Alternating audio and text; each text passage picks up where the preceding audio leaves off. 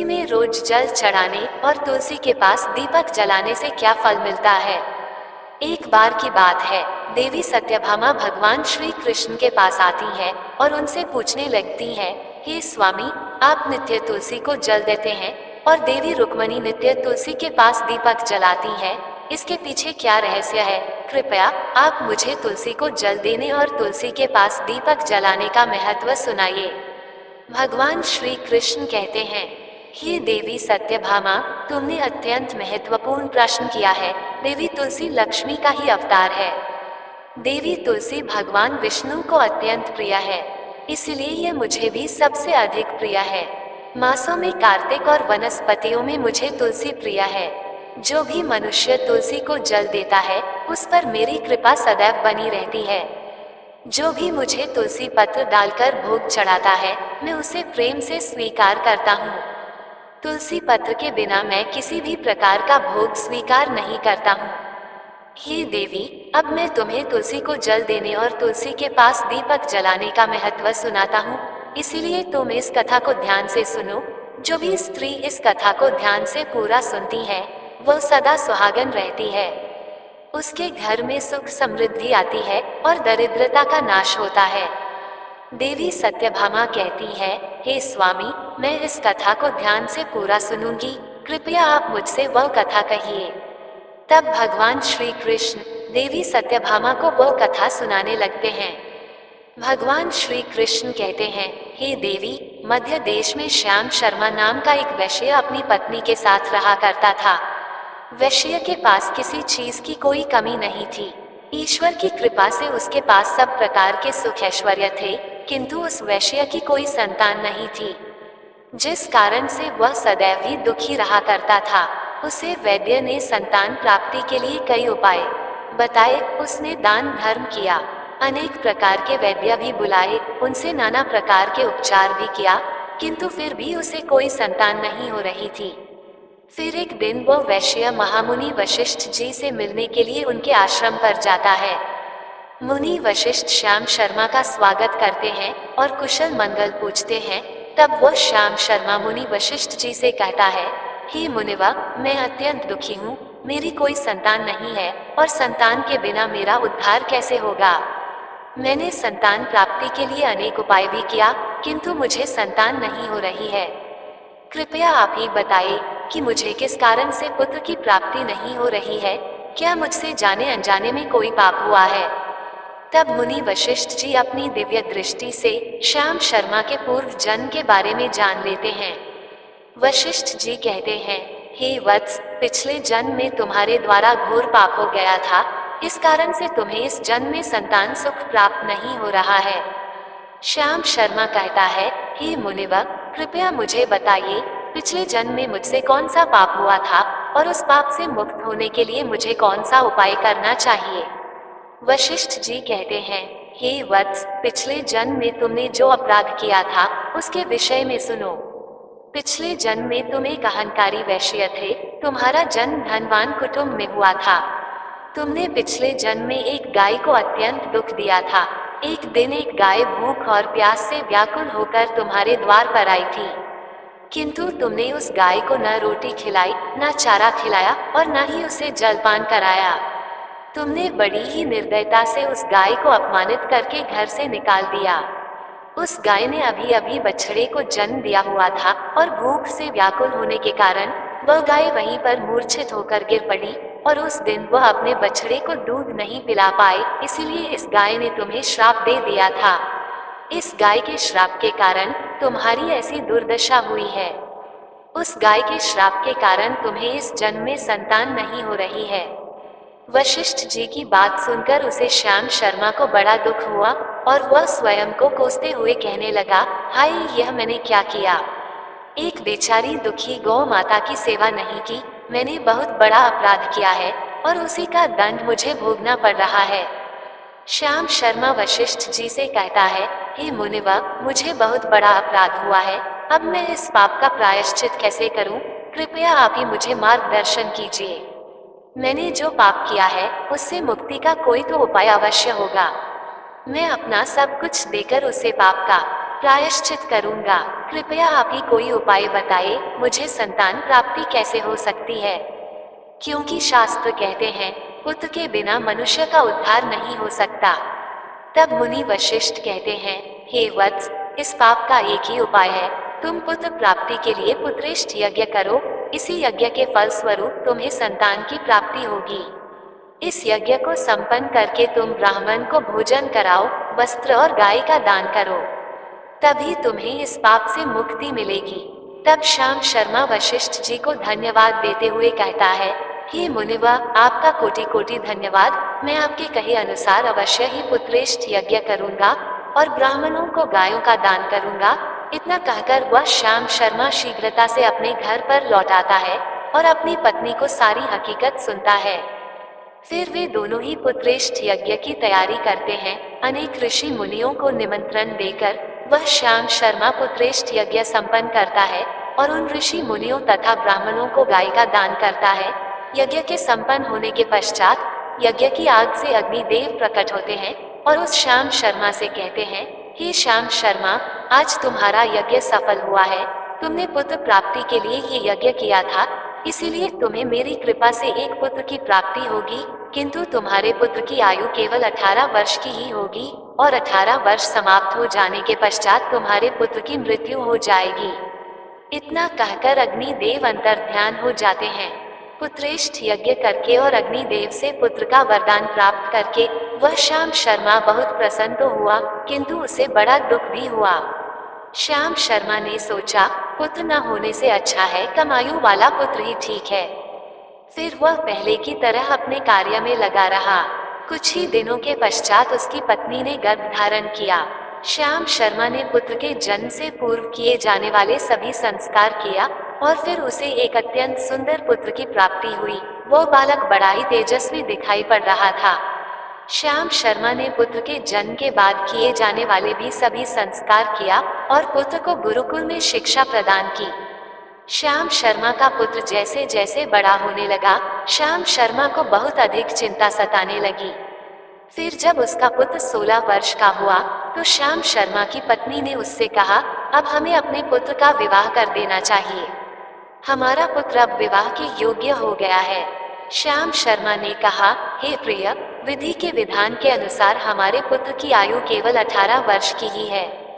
18 वर्ष के पश्चात हमारे पुत्र की मृत्यु हो जाएगी, इसलिए हमें इसका विवाह करके किसी कन्या के जीवन को बर्बाद नहीं करना चाहिए। वह तो 2 वर्षों बाद विधवा हो जाएगी, फिर उसे जीवन में अनेक कष्ट सहन करने पड़ेंगे। लेकिन श्याम शर्मा की पत्नी नहीं मानी, वह अपने पुत्र का विवाह होता देखना चाहती थी। श्याम शर्मा की पत्नी कहती है, हे नाथ, कुछ भी हो, मैं अपने पुत्र को अविवाहित मरते हुए नहीं देख सकती। हमारे पास किस चीज की कमी है? हमारी पुत्र वधू इस संपत्ति को प्राप्त करके सुखी जीवन जी सकती है। इसलिए अब आप संकोच न करें और हमारे पुत्र के लिए सुंदर कन्या की खोज करें। अपनी पत्नी के मन के आगे श्याम शर्मा की एक न चली और फिर वह पुत्र के विवाह के लिए मान गया। फिर उसने पास ही के नगर में रहने वाले एक अत्यंत गरीब वैश्य की पुत्री के साथ अपने पुत्र का विवाह संपन्न किया। श्याम शर्मा की बहू का नाम सुभद्रा था। वह अत्यंत गुणवान, चरित्रवान और पतिव्रता नारी थी। वह अपने पति के मृत्यु की बात को नहीं जानती थी।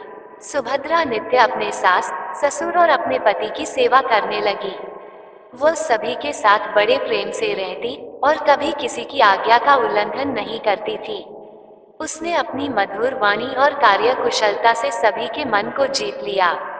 इस प्रकार से 2 साल बीत गए और फिर वह समय निकट आ गया जब श्याम शर्मा के पुत्र की मृत्यु होने वाली थी।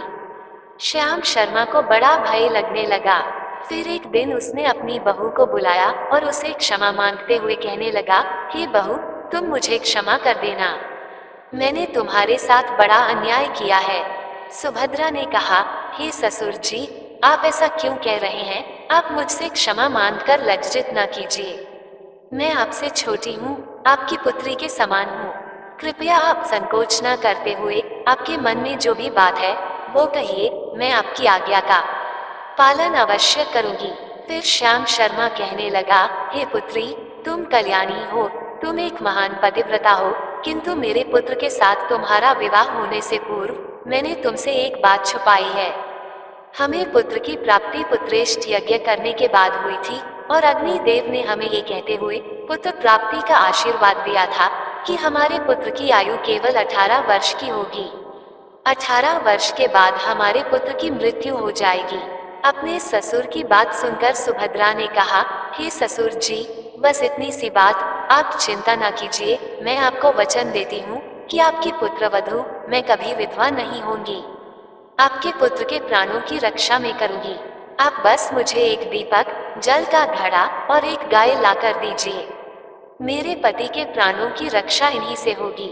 सुभद्रा की बात सुनकर श्याम शर्मा को बड़ा आनंद हुआ और वह कहने लगा, हे बहू, जैसी तुम्हारी इच्छा, मैं तुम्हें वह सब चीज लाकर देता हूँ। इतना कहकर श्याम शर्मा ने अपनी बहू को वह तीनों चीज लाकर दी। फिर जब वह दिन निकट आ गया जिस दिन सुभद्रा के पति की मृत्यु होने वाली थी, उस दिन सुभद्रा ने सुबह उठते ही तुलसी को जल चढ़ाया और उसे प्रणाम करते हुए तुलसी के पौधे पर एक चुनरी बांध दी और तुलसी माता से प्रार्थना की, हे तुलसी माँ, मैं आपको चुनरी चढ़ा रही हूँ, कृपया अब तुम ही मेरे सुहाग की रक्षा करना। फिर सुबह के समय यमराज का एक दूत श्याम शर्मा के पुत्र के प्राण लेने के लिए उसके घर पर आ गया। जैसे ही वह घर में प्रवेश करने लगा, तब तुलसी के पौधे ने उसे रोक दिया और कहा, हे यमदूत, इस घर में निवास करने वाली स्त्री ने मुझे चुनरी चढ़ाई है और इसलिए अब इसके सुहाग की रक्षा मैं कर रही हूँ। तुम इसके घर में प्रवेश नहीं कर सकते। इतना कहकर तुलसी ने यमराज के उस दूत को घर में जाने से रोक दिया। वह दूत भयभीत होकर सुभद्रा के पति के प्राण लिए बगैर ही यमपुरी लौट गया। यमपुरी में जाकर उसने यमराज से कहा, हे धर्मराज, मैं धरती लोक पर एक पुरुष के प्राण लेने के लिए गया था, किंतु तुलसी के पौधे ने मेरा रास्ता रोका। उस तुलसी के पौधे के कारण मैं घर में प्रवेश नहीं कर पा रहा हूँ। इस बात पर यमराज को बड़ा क्रोध आ गया। फिर उन्होंने अन्य 2 दूतों को बुलाया और कहा, तुम अब शाम के समय सुभद्रा के घर पर जाओ। जब तुलसी का पौधा सो रहा होगा, तुम उसके पति के प्राण लेकर यमलोक आ जाओ। फिर शाम के समय यमराज के 2 दूत सुभद्रा के घर की ओर निकल पड़े। सुभद्रा ने शाम होते ही तुलसी के पास एक दीपक जला दिया और उससे प्रार्थना की, हे दीपक, अब तुम ही मेरे पति के प्राणों की रक्षा करो। ये के दूत मेरे पति के प्राण देने के लिए आ रहे हैं। फिर शाम हो गई, तुलसी का पौधा सो गया और यमराज के 2 दूत सुभद्रा के घर के सामने आकर खड़े हो गए और सोचने लगे, अब तो इस मनुष्य के प्राण लेकर ही हम यमपुरी लौटेंगे। जैसे ही यम के दूत सुभद्रा के घर में प्रवेश करने लगे, तुलसी के पास लगाए हुए दीपक ने उनका रास्ता रोक दिया और कहा, हे दूतों, तुम अब इस सुभद्रा के पति के प्राण नहीं ले जा सकते। उस स्त्री ने मुझे प्रज्वलित करके उसके पति के प्राणों की रक्षा करने की प्रार्थना की है, इसीलिए अब मैं उसके पति के प्राणों की रक्षा कर रही हूँ। इसलिए तुम आज उसके पति के प्राण नहीं ले जा सकते। तुम यहीं से लौट जाओ, नहीं तो मैं सब कुछ जलाकर भस्म कर दूंगी और मेरी अग्नि में तुम दोनों भी जलकर भस्म हो जाओगे। उस दीपक की बात सुनकर यमराज के दोनों दूत अत्यंत भयभीत हो गए और फिर से लौटकर यमराज के पास चले गए।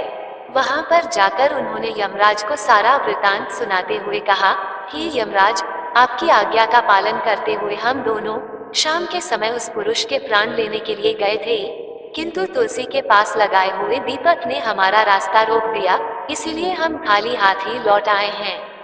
ये सुनकर यमराज को बड़ा क्रोध आ गया। फिर उन्होंने अन्य 4 दूतों को बुलाया और कहा, अब तुम सुबह उस सुभद्रा के जागने से पहले जाओ और उसके पति के प्राण लेकर आ जाओ। यमराज की आज्ञा पाकर दूत सुबह सुभद्रा के घर की तरफ जाने लगे, लेकिन इधर सुभद्रा ने रात को ही घर के दरवाजे के सामने जल से भरा हुआ लोटा रख दिया और उससे प्रार्थना की, मेरे पति की रक्षा कीजिए। यम के 2 दूत मेरे पति के प्राण लेने के लिए आ रहे हैं, अब आप ही मेरे सुहाग की रक्षा कर सकते हैं। इतना कहकर वह सुभद्रा सोने के लिए चली गई। इधर यम के दूत सुबह सुभद्रा के जागने से पहले ही उसके घर पर पहुंच गए। जैसे ही वह घर के अंदर प्रवेश करने लगे, तब उस लोटे के अंदर भरे हुए जल ने कहा, तुम रुक जाओ, अब तुम इस घर में प्रवेश नहीं कर सकते। ये घर अब मेरी सुरक्षा में है। मैं सुभद्रा के पति के प्राण तुम्हें लेकर जाने नहीं दूंगा। अगर तुमने इस घर में प्रवेश किया तो मैं नरक की अग्नि को बुझा दूंगा, जिसमें सारा नरक लोक डूब जाएगा। ये सुनकर यमराज के बेचारे दूत घबरा गए और एक दूसरे की तरफ देखकर उस स्थान से भाग गए। वे सभी यम के दूत यमराज के पास लौट गए और उनसे कहने लगे, हे धर्मराज, आपकी आज्ञा का पालन करने के लिए हम चारों सुबह सुभद्रा के जागने से पहले ही उसके पति के प्राण लेने के लिए पहुंच गए थे, किंतु सुभद्रा के घर के बाहर रखे हुए जल के लोटे ने हमारा मार्ग रोक लिया और इसी कारण से हम उसके घर में प्रवेश नहीं कर सके। अब यमराज को बहुत ही अधिक क्रोध आ गया। इस बार उन्होंने 8 यमदूतों को बुलाया और कहा, हे यमदूतों, अब शीघ्रता से जाओ और बलपूर्वक उस मनुष्य के प्राण खींचकर यमलोक लेकर आओ। फिर वह 8 यमदूत यमराज की आज्ञा का पालन करते हुए पृथ्वी लोक पर उस सुभद्रा के घर के पास आते हैं तो देखते हैं उस सुभद्रा के घर के सामने एक गाय खड़ी है। सुभद्रा ने यमदूतों के आने से पहले ही अपने घर के सामने गाय को बांध दिया था और गौ माता से विनती की थी, हे गौ माता, आज यमदूत मेरे पति के प्राण लेने के लिए आ रहे हैं। अब आप ही मेरे सुहाग की रक्षा कर सकती हो।